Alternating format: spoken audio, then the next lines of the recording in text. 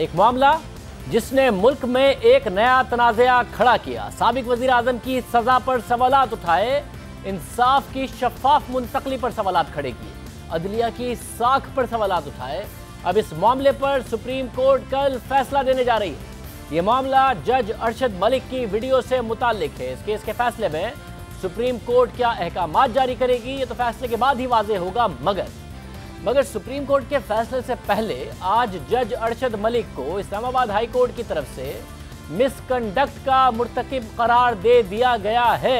अहम बात यह है कि आज ही वज़ारत कानून ने जज अरशद मलिक की जिम्मेदारियां इस्लामाबाद हाई कोर्ट के हवाले की। आज ही इस्लामाबाद हाई कोर्ट ने लाहौर हाई कोर्ट को उनके खिलाफ तादीबी कार्रवाई करने के अहकामात जारी कर दिए हैं। ये अहकामात किसी और की तरफ से नहीं बल्कि इस्लामाबाद हाई कोर्ट के चीफ जस्टिस अतर मिनल्लाह की जानिब से जारी किए गए, जिसका नोटिफिकेशन इस्लामाबाद हाई कोर्ट के कायम मकाम रजिस्ट्रार ने आज जारी किया।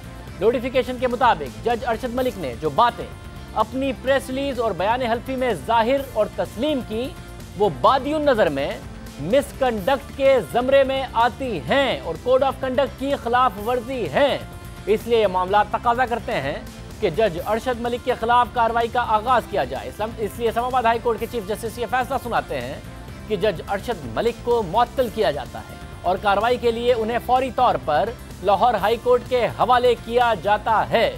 इस्लामाबाद हाई कोर्ट की तरफ से ये एक अहम फैसला है, यानी ये बात आला अदलिया की तरफ से तय हो गई है कि जज अरशद मलिक मिसकंडक्ट के मुर्तकिब करार पाए हैं। और ये मिसकंडक्ट उस वक्त सामने आया है जब जज अरशद मलिक पाकिस्तानी तारीख के सबसे अहम केसेस की समाअत कर रहे थे और उन केसेस में मुल्क के साबिक वज़ीर आज़म बतौर मुल्जिम नामजद थे, जिन्हें जज अरशद मलिक ने केस में मुजरिम करार दिया। जज अरशद मलिक ने साबिक वज़ीर आज़म नवाज शरीफ के खिलाफ नैब के 2 केसेस की समाअत की, जिसमें अल अजीज़िया और फ्लैगशिप रेफरेंसेस शामिल थे। अल अजीज़िया में उन्होंने नवाज शरीफ को सजा दी और फ्लैगशिप में उन्हें बरी किया। लेकिन सवाल यह है कि जब फैसला देने वाले जज मिसकंडक्ट के मुर्तकिब करार पाए हों तो इससे इन दोनों केसेस के फैसलों पर क्या असर पड़ेगा। साथ ही कल सुप्रीम कोर्ट की तरफ से अब जज अरशद मलिक वीडियो केस का फैसला आना बाकी है। इस फैसले में सुप्रीम कोर्ट इस केस से मुताल्लिक किस सिमत की तरफ जाएगी ये अहम होगा। मगर मामला जो भी हो, 6 जुलाई को जज अरशद मलिक की जो वीडियो मंजरेआम पर आई, उसका फैसला होना ज़रूरी है, उसका फैसला होना बाकी है।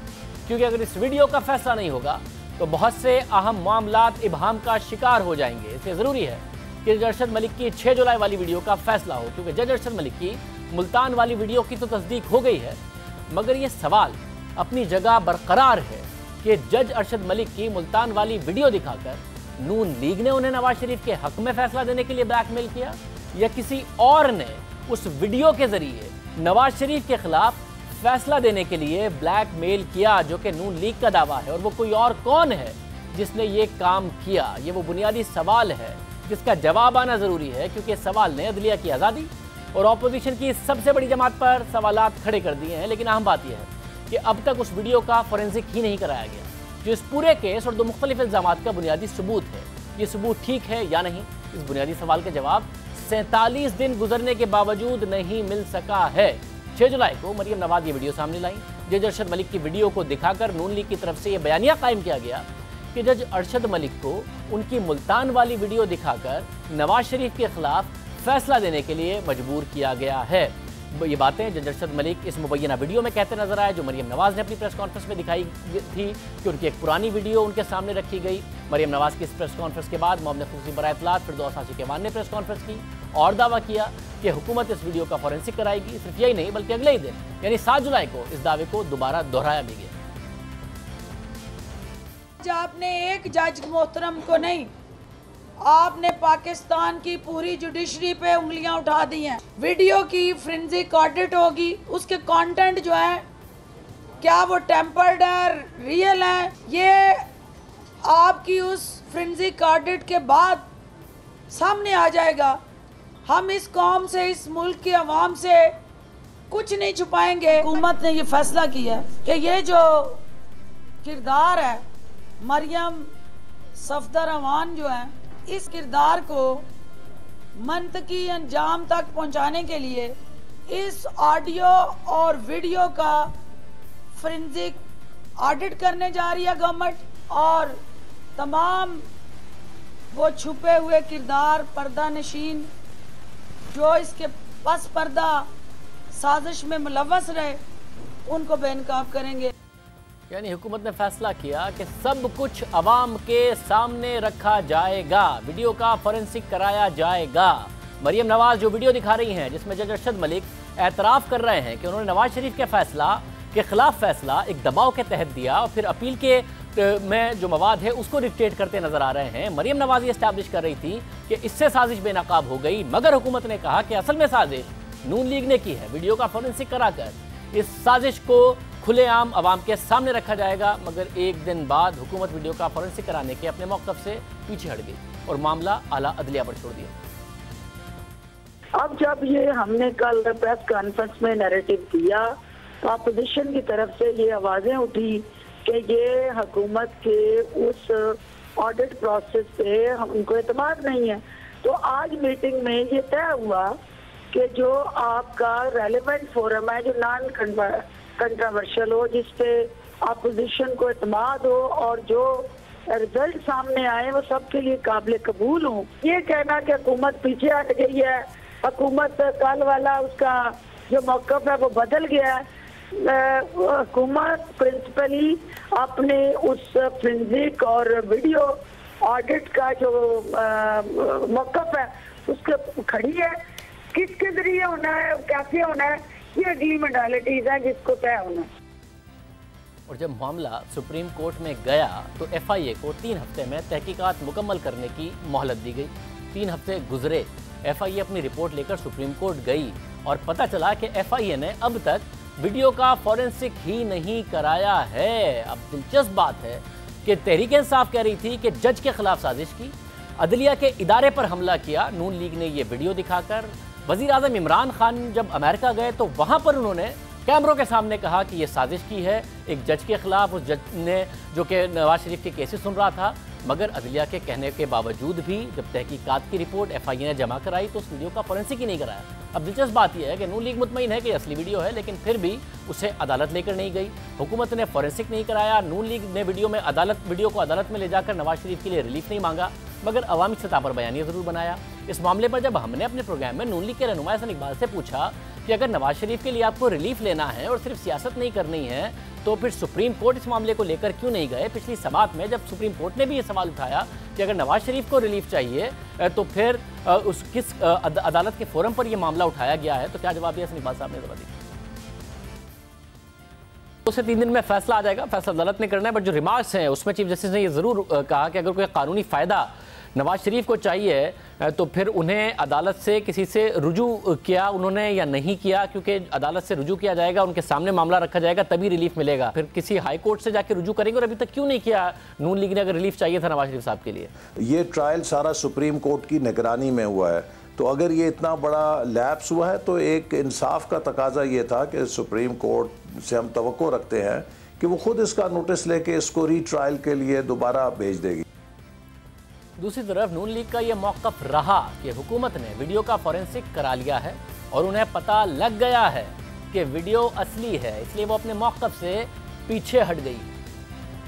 हुकूमत ने इस वीडियो का ऑडिट कराया और उनको ये जब पता चला कि ये वीडियो बिल्कुल हक़ाइक़ पे मबनी है, इसमें कोई ऐसी बात नहीं है, तो फिर उन्होंने कहा ठीक है अब यू टर्न ले लेते हैं। उधर वज़रा प्रेस कॉन्फ्रेंस कर रहे थे कि हम इसका ऑडिट कराएंगे, हम फलाना करेंगे, ढीका करेंगे।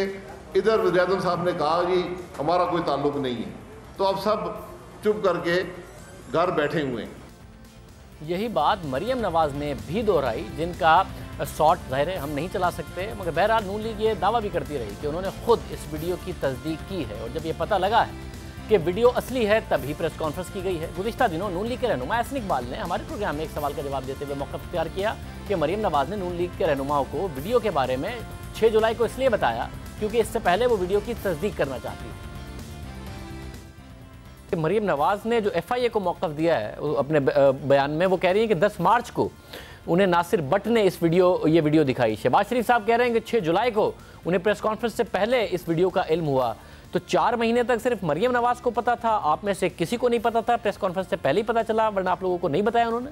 देखिए, वो दोनों बातों में कोई तजाद नहीं है। मरियम साहिबा ने इस बात को कहा था कि उन तक जब ये वीडियो पहुंची तो उन्होंने उस वक्त तक इसका किसी से जिक्र नहीं किया जब उन्होंने उस वक्त तक अपने ज़राए से तस्दीक नहीं कर ली कि ये ऑथेंटिक है और तसल्ली नहीं हो गई।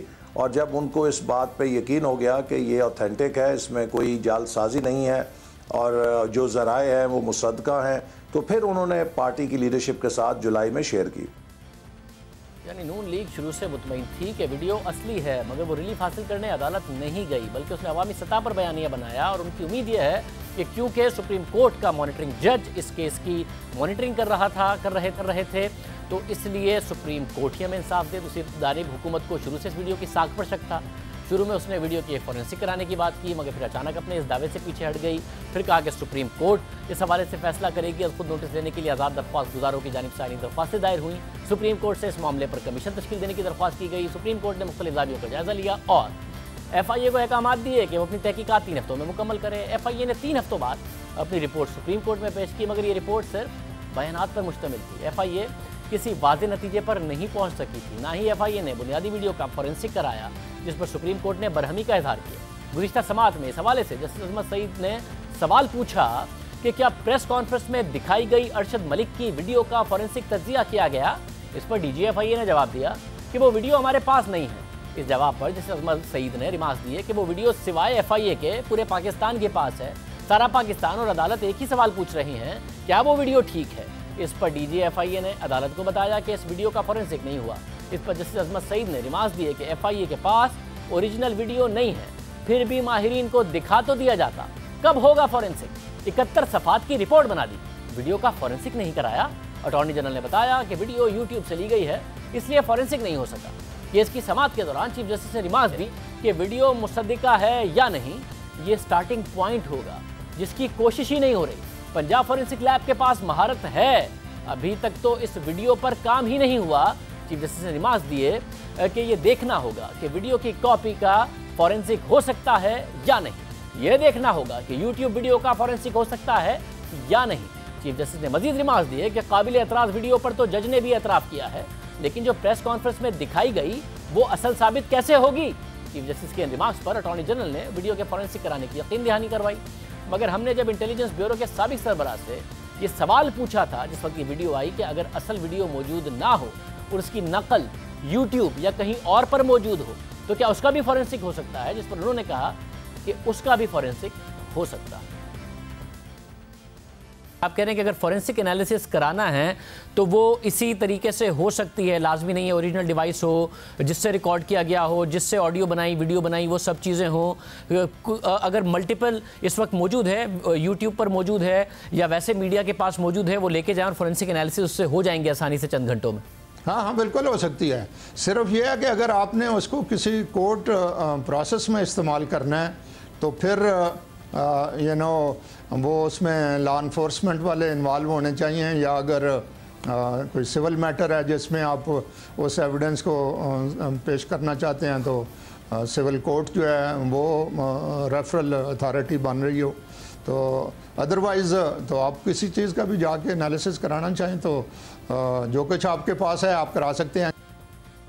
शेख फड़ल का ये भी कहना था कि वीडियो के फॉरेंसिक पर कम से कम चंद घंटे और ज़्यादा 3 से 4 दिन लग सकते हैं और उसमें ये काम हो सकता है। 3 हफ्ते में हुकूमत ने जो अदालत को रिपोर्ट जमा कराई उसमें ये फॉरेंसिक नहीं कराया गया। शेख फड़ल साहब क्या कह रहे थे?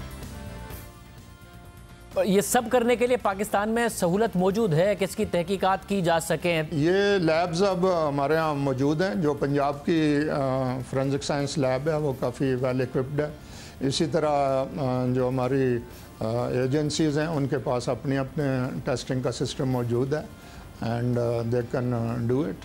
और अगर कोई इस पे भी डिस्प्यूट राइज हो जाए तो इवन बाहर से भी कराया जा सकता है। कितनी टाइम में ये फॉरेंसिक एनालिसिस हो सकता है जो फैसिलिटीज़ मौजूद हैं उसके मुताबिक? नहीं, ये कोई ज़्यादा दिन नहीं अब लगते। इसके लिए तो मेरे ख्याल में इवन फ्यू आवर्स भी काफ़ी हैं, लेकिन बहुत अगर डिटेल में जाना हो तो 3-4 दिन लग जाएंगे और क्या। अब 3-4 दिन तो अपनी जगह, 1 महीना गुजर गया, मगर FIA ने वीडियो का फॉरेंसिक ही नहीं कराया। अब कल सुप्रीम कोर्ट इस केस का फैसला सुनाने जा रही है। क्या इस फैसले में वीडियो की फॉरेंसिक से मुतालिक कुछ अहकामात होंगे, ये देखना होगा, क्योंकि बुनियादी केस और बुनियादी सवाल ही यह है कि जज अरशद मलिक की जाली वीडियो और उनको वो जाली वीडियो दिखाकर जज अरशद मलिक को किसने ब्लैकमेल किया, नून लीग ने या किसी और ने? उसका जवाब नून लीग की तरफ से सामने आने वाली वीडियो के फॉरेंसिक से ही पता चल सकता है। अगर वीडियो सही है तो नून लीग का मौक़िफ़ दुरुस्त साबित होगा। अगर वीडियो जाली है तो उसे तोड़ मरोड़ कर अगर ख़ास मकसद हासिल करने की कोशिश की गई है तो ये मामला नून लीग के खिलाफ जाएगा। लेकिन इन तमाम चीज़ों के लिए वीडियो का फॉरेंसिक होना ज़रूरी है, जो अब तक हुकूमत ने नहीं कराया। FIA अब भी तहकीकात कर रही है। उन्होंने जज अरशद मलिक को नया सवालनामा भी भेज दिया है, यानी FIA की तहकीकात अब तक मुकम्मल नहीं हुई है। मगर सुप्रीम कोर्ट की तरफ से अब फैसला आने वाला है, कल आने वाला है। और नवाज शरीफ अरशद मलिक की तरफ से सुनाई गई सज़ा की वजह से इस वक्त जेल में है। जज के मिसकंडक्ट पर नवाज शरीफ के केसेस पर क्या असर पड़ेगा, कानूनी इस हवाले से क्या कहता है, इस हवाले से बात करेंगे। साबिक अटॉर्नी जनरल नैब प्रोसिक्यूटर इरफान कादिर साहब हमारे साथ मौजूद हैं।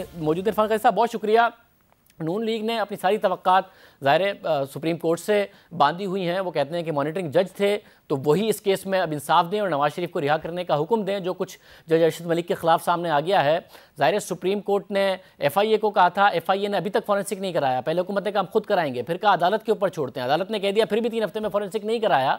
तो कैसे अब फैसला हो जब सुप्रीम कोर्ट ने किसी अदालती फोरम से रुजू नहीं किया नून लीग ने और हुकूमत ने फॉरेंसिक नहीं कराया, तो क्या तवक्को की जा सकती है फिर? देखें, अदालत के सामने कोई भी चीज़ को अगर आपने साबित करना हो तो वो आप अदालत में एविडेंस टेंडर करते हैं, या अदालत जो है वो तमाम मैटर्स जो अदालत के सामने आ जाते हैं अदालत उनको भी देख सकती है। यहाँ पे ये जो वीडियो का जो इशू है ये इतना ज़बान ज़द-ए-आम हो चुका है कि इसको हम कानूनी इस्तिलाह में यूनिवर्सल टेस्टिमनी कहते हैं।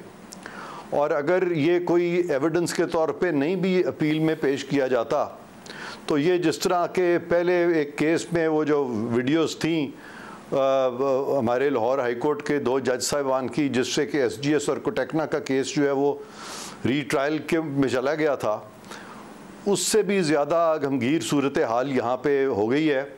और अगर ये फ़ैसला जो है जज अरशद मलिक का इस्लामाबाद हाई कोर्ट मेंटेन कर भी लेता है तो वो फ़ैसला जो है वो शदीद कंट्रोवर्सी का शिकार रहेगा और उसकी जो वक़्त है वो भुट्टो साहब का जो केस है उससे ज़्यादा कभी भी नहीं हो सकेगी। और इस वक्त तक की सूरत हाल ये है कि जहाँ तक जज अरशद मलिक साहब का ताल्लुक़ है उनको तो टोटली डिस्क्रेडिट कर दिया है। सुप्रीम कोर्ट ने जो रिमार्क्स दिए हैं 2 रोज़ पहले उसमें भी उनको टोटली डिस्क्रेडिट कर दिया। और ये बहुत बड़ा ये जुमला था चीफ जस्टिस साहब का कि तमाम जो जज साहिबान हैं सारे मुल्क के, वो सख्त शर्म से वो बहुत ही शर्मिंदा हैं और ये सारा चीज़ देख के, और जजेस की बड़ी बदनामी हुई है। और उसके बाद आज जो रही सही कसर थी वो इस्लामाबाद हाई कोर्ट ने पूरी कर दी, ये कह के कि उन्होंने जब अपना जो बयान दिया था उन वीडियोस के बारे में, ख़ास तौर पे जो एक नाजेबा वीडियो थी, तो ये तमाम चीज़ें जो हैं इस्लामाबाद हाई कोर्ट के मुताबिक ना सिर्फ कि ये मिसकॉन्डक्ट है बल्कि उन्होंने उनको जब रिपैट्रिएट किया है लाहौर हाई कोर्ट में तो उनकी सस्पेंशन भी साथ कर दी है।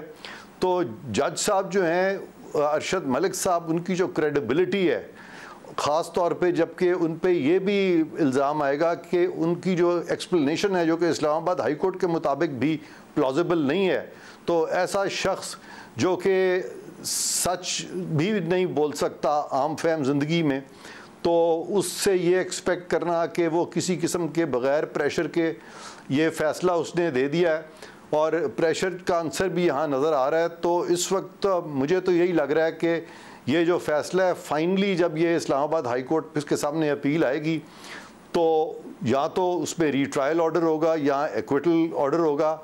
और एक तीसरा भी एक रास्ता होता है, उसमें ये होता है कि वो कहते हैं चूँकि एविडेंस रिकॉर्ड हो गया है लिहाजा इसमें अब कोई नया जज इसी एविडेंस की रोशनी में अब फैसला दे दे।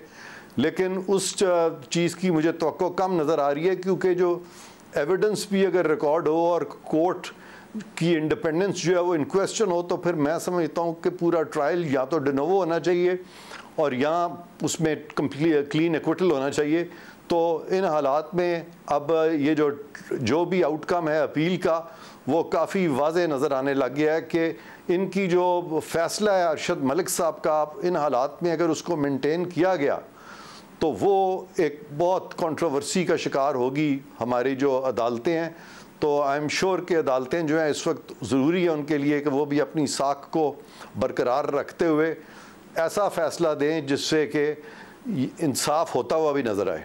मगर साथ में ये भी बताइएगा कि अब हुकूमत तो उस वक्त ये कह रही थी, तहरीक इंसाफ की हुकूमत के नून लीग ने जज के खिलाफ साजिश की है और इदारे पर हमला किया है, मगर सुप्रीम कोर्ट के अपने रिमार्क्स हों, इस्लामाबाद हाई कोर्ट का आज का फैसला हो, वो जज अरशद मलिक पर सवाल उठा रहे हैं, उनके कंडक्ट पर सवाल उठा रहे हैं, उन्हें मिसकंडक्ट का मुर्तकिब करार दे रहे हैं। साथ ही सारे इदारे की बदनामी का बाइस भी सुप्रीम कोर्ट के ऑब्जर्वेशंस में कहा गया जज अरशद मलिक को, जबकि तहरीक इंसाफ की हुकूमत उनका दिफा कर रही थी। तो एक ऐसे जज की तरफ से सिर्फ ये एक केस इन पॉइंट जो नवाज शरीफ का है उस पर सवाल उठेगा, जो बाकी फैसले किए उन्होंने, बाकी केसेस वो सुन रहे थे, उन सब पर सवाल उठेगा उनकी तरफ से? इस केस में तो खसूसी तौर पे सवाल उठा है ना जी कि उसमें जो सेकंड वीडियो है जिसका कि अभी आपस में वो कहा जा रहा है कि वीडियो अलग है, ऑडियो अलग है और कुछ सब टाइटल्स भी हैं, वो सारी चीज़ को देखते हुए उसको यकजा किया गया और उसके फोरेंसिक की भी बात हो रही है। लेकिन वो चूँकि स्पेसिफिकली इस केस से मुतालिक है और वहाँ पे इस तरह के भी जुमले मिल रहे हैं जहाँ पे कि वो कह रहे हैं कि हम तो वही हम मुख्तलिफ साज हमारे पास होते हैं और उन साज़ों से आवाज़ हम वही निकालते हैं जो कि कुछ लोग चाहते हैं। तो ये सारी चीज़ जो है, ये जो हमारा जुडिशल सिस्टम है उसको ये बहुत कंट्रोवर्सी का शिकार किया है इन्होंने इस तरह की बातें करके। तो लिहाजा इसमें डेफिनेटली इंसाफ का तकाजा मैं समझता हूँ यही होगा कि ये फ़ैसला जो है इसका मेंटेन होना मुझे मुश्किल लग रहा है जी। बहुत शुक्रिया। इरफान काजी साहब हमारे साथ मौजूद थे, अपना तज्जिया दे रहे थे। कल बड़ा अहम दिन है, जुमे का दिन है और फैसला इस केस के हवाले से आना है। प्रोग्राम में ब्रेक शामिल करते हैं, एक और अहम खबर पर बात करेंगे।